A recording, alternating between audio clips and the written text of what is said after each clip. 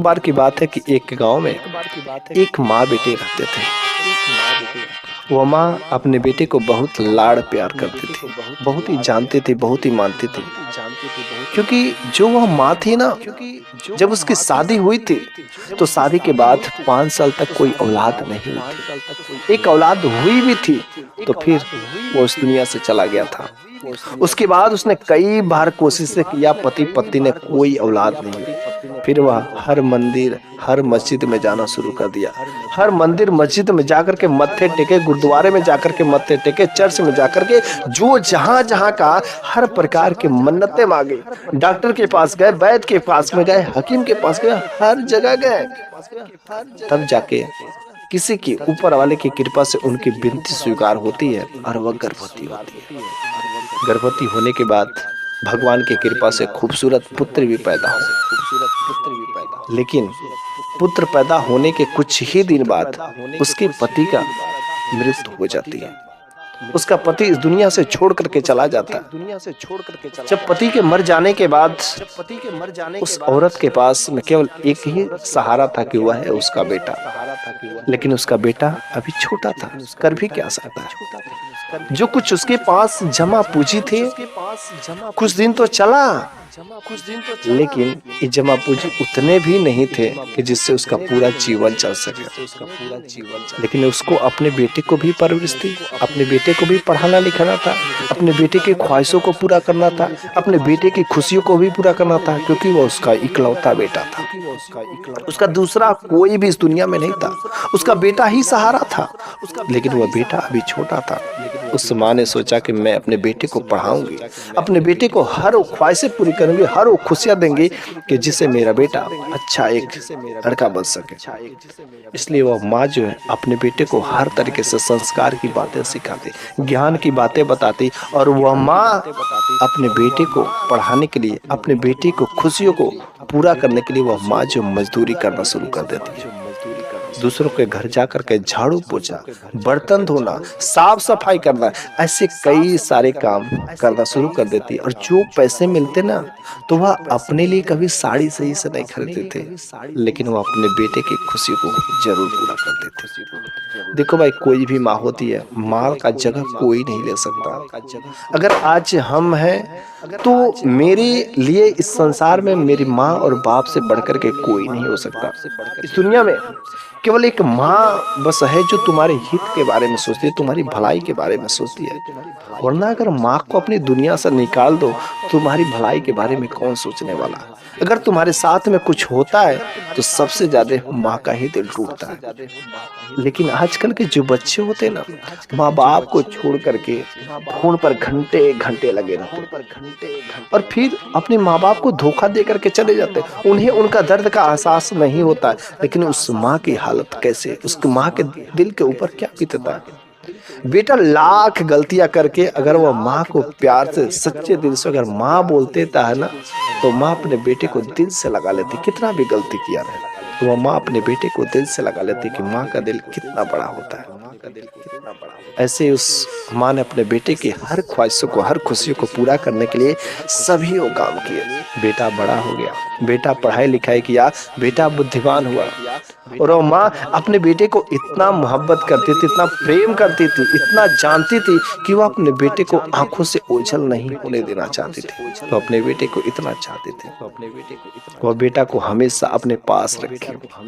लेकिन जब बेटा बड़ा हो गया, पढ़ाई लिखाई घर से ही पूरा कर ले, तो उसने कहा देखो माँ, अब मैं बड़ा हो गया हूँ, अब तुम्हें जो काम धाम करने की कोई जरूरत नहीं है। माँ, मेरी साथ के कुछ दोस्त हैं जो विदेश गए और वहाँ पर अच्छे खासे पैसे कमा रहे हैं। मैं पढ़ा लिखा हूँ, मैं भी वहाँ पर जा सकता हूँ माँ। मैं नहीं चाहता हूँ कि अब मैं बड़ा हो गया और अब तुम बूढ़ी हो रही हो, अब तुम्हारा एक काम करना उचित नहीं है। हाँ, बस एक बार तुम अनुमति तो दे दो कि मैं बाहर जाऊं। उस माँ ने कहा, अरे बेटा तुम क्या बातें कर रहे हो, नहीं नहीं तुम बाहर नहीं जा सकते, तुमको कहे मैं तुम्हारे बिना नहीं रह सकती। बेटा तुम बाहर नहीं जा सकते, उस लड़के ने कहा, अरे माँ तुम कैसी बहकी बहकी बातें कर रहे हो, क्या मैं घर में बैठ करके फिर से औरतों जैसे मैं रहूं? तो फिर मेरी पढ़ाई का क्या फायदा? मैं बड़ा हो गया हूँ, मेरी इतना बड़ा होते हुए, बुद्धिमान होते हुए, पढ़े लिखे होते हुए अगर मेरी माँ मजदूरी करे तो यार मेरे रहने पर देर के ऐसा बेटा का फर्ज क्या होता है? बेटा का फर्ज यही होता है कि माँ बाप को बूढ़े का सहारा होना। और अब आपके पास वो हिम्मत भी नहीं, उतना अब शरीर में क्षमता भी नहीं कि आप अच्छे से मेहनत कर सके, इसलिए अब आप मेरे को अनुमति बस दे दो माँ, मेरे को बस बाहर जाना है। वह बेटा किसी तरीके से अपनी माँ को मना लेता है। माँ को मनाने के बाद वह बेटा पासपोर्ट, वीजा, हर तरीके से जो भी कागजी कारोबार होते हैं वह रेडी कराता है। तैयार कराने के बाद उसका वीजा आ जाता है और वह अपनी माँ को छोड़ करके विदेश चला जाता है। लेकिन जब माँ अपने बेटे को विदा करती है ना, तो वह माँ अपने बेटे से कहती कि देख बेटा, आज तक मैंने कभी तेरे को छोड़ा नहीं, कभी तेरे को अपने आंखों से ओझल नहीं होने दिया, लेकिन आज तू मेरी आंखों से ओझल हो रहा है, मेरे से दूर जा रहा है बेटा, मैं रह नहीं पाऊंगी। वो माँ का दिल जो है बिल्कुल पत्थर रख करके वो अपने बेटे को विदा करती है। वह बेटा कहता कि माँ तुम घबराओ नहीं, मैं हर दिन मैं तुमसे बात करूँ, बिना बात किए तो मेरे को अच्छा भी तो नहीं लगेगा माँ, मेरा भी दिल नहीं करता है तुम्हारे पास से जाने का, ऐसा मन करता कि मैं तुमको भी अपने साथ में लेके चलूं, लेकिन माँ वो विदेश है और मैं अभी वहाँ पर अस्थायी रूप से सही जगह जब बन जाएगा तो फिर अलग बात है, लेकिन माँ तुम घबराओ नहीं, अब तुमको कोई काम काज करने की जरूरत नहीं, जब आएंगे पैसे कमा करके तो बड़ा सा महल बनवाएंगे, एक बड़ी सी गाड़ी भी लाएंगे माँ, उसमें बैठा करके तुमको घुमाएंगे और मजा आएगा। माँ जो तुम अमीरों की बातें सुनती हो ना, उसके पास ये चीजें है, उसके पास ये चीजें है, उसके पास ये चीज है, माँ हम लोगों के पास भी होगी, ये तेरा बेटा भी करेगा माँ। माँ अगर मैं किया नहीं तो फिर तेरा बेटा होने का फर्ज ही क्या रहेगा। फिर इन दोनों माँ और बेटे में खुशी के आंसू बहने लगते हैं और वह बेटा अपनी माँ को छोड़ करके विदेश चला जाता है। जब वह बेटा विदेश चला जाता है, वहां पर वह कंपनी में काम करने लगता है, जॉब अच्छी रहती है, मस्त के काम रहते हैं, पैसे भी ठीक ठाक रहते हैं। और वह बेटा अपनी माँ के पास में फोन करता है, कॉल करता है। जैसे ही पहली घंटी बजती है, वह माँ ने जब फोन उठाया अपने बेटे की आवाज सुनी तो इसको दिल को बड़ा सुकून हुआ। उसने कहा माँ तुम कैसी हो? देखो मैं यहाँ पर बिल्कुल मस्त हूँ, क्योंकि यहाँ पर आने में जो यहाँ पर प्रोसेस है, सिम खरीदने का, नया फोन लेने का, ये थोड़ा सा समय लग गया माँ, इसके लिए मुझे माफ करना, लेकिन माँ यहाँ पर बहुत ही अच्छा है। उस माँ ने कहा अरे बेटा तूने खाना खाया कि नहीं खाया, सही से सोया कि नहीं सोया, अच्छा तूने सिर पर जो तेल रखा कि नहीं रखा?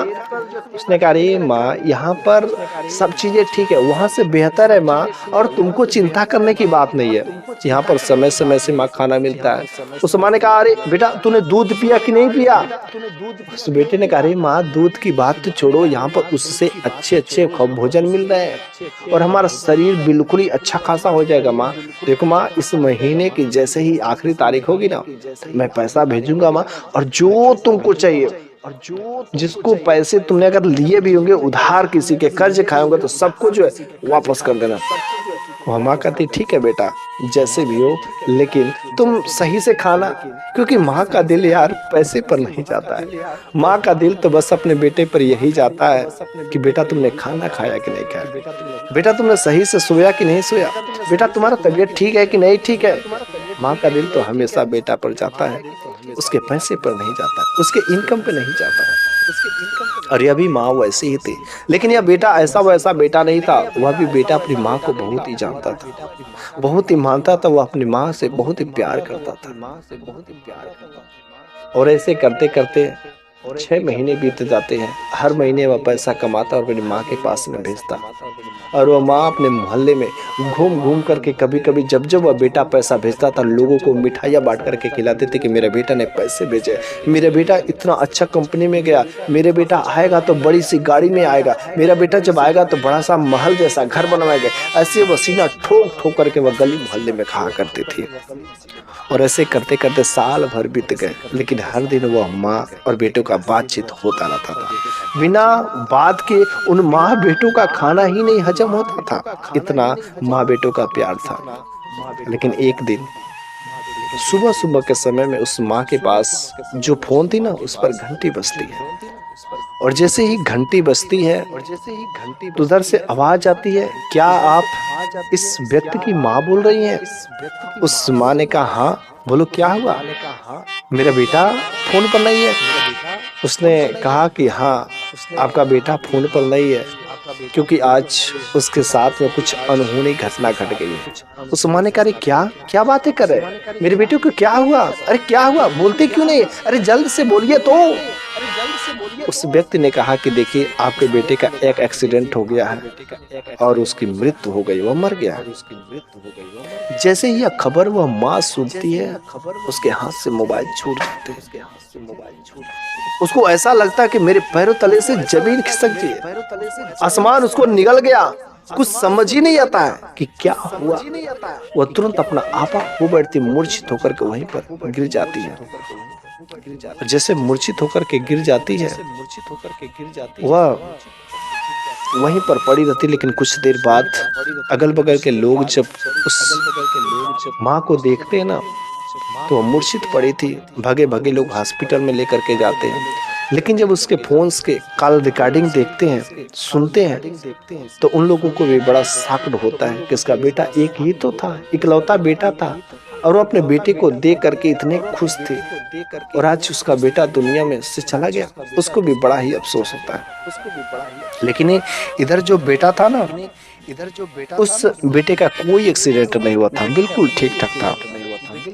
उसका एक दोस्त ने मजाक में उसकी माँ को परेशान किया था, लेकिन उसको पता भी नहीं कि इस मजाक का कितना बड़ा प्रभाव पड़ेगा। मेरे प्यारे सभी दोस्तों, ये मजाक की बातें जो कभी कभी बहुत भयंकर रूप ले लेती है, इसलिए ऐसा भी गंदा मजाक नहीं करना चाहिए कि किसी की जीवन लीला ही समाप्त हो जाए, किसी का जीवन खतरे में पड़ जाए। ऐसा मजाक कभी ना करें।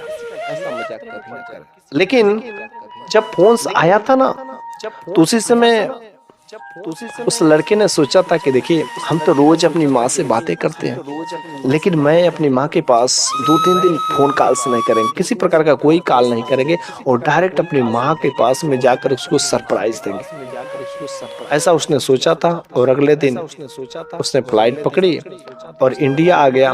रात्रि के समय में जब वो अपने घर पर पहुंचता है तो घर का दरवाजा खटखटाता है, माँ माँ बुलाता है, लेकिन अंदर से कोई आवाज नहीं आती है, क्योंकि उसकी माँ तो हॉस्पिटल में एडमिट थी। बगल वाले पड़ोस वाले उस आवाज के सुनते हुए उसके घर पर जाते तो देखते, करी कि तो उसका बेटा है, और वो जाने कि उसका बेटा मर गया। पड़ोसियों ने बात बताई कि ऐसी ऐसी बातें हुई है। उस बेटे ने कहा कि अवश्य मेरा वह कमीना दोस्त है ना, उसी ने मजाक में ये बातें कही है, और उसको नहीं पता था कि मेरी माँ के साथ में क्या होगा। और आज उस कमीने के वजह से आज मेरी माँ हॉस्पिटल में एडमिट हो गई। उस बेटे के आंखों से आंसू की धारा निकलने लगती कि मेरी वजह से, मेरा इतना सा खबर सुनकर वह माँ जो हॉस्पिटल में एडमिट हो गई, मूर्छित हो पड़ी। उसका दिल जो है धड़कने लगा, उसका हाथ कांपने लगे। अब वो अपनी माँ से मिलने के लिए व्याकुल हो गया कि मेरी माँ हॉस्पिटल में कैसे, मेरी माँ को ऐसा दर्द, नहीं ऐसा दर्द बिल्कुल नहीं हो सकता। वह जब चल रहा था ना, तो उसके पैर सीधे नहीं पड़ रहे थे। वह जहाँ पर रखना चाहता था वो पैर नहीं पड़ रहे थे, उसके हाथ कांप रहे थे, उसकी बोली, उसकी आवाज साथ नहीं दे रही थी। वो तुरंत फिर से अपने गाड़ी में बैठता है और माँ से मिलने के लिए हॉस्पिटल के लिए रवाना होता है।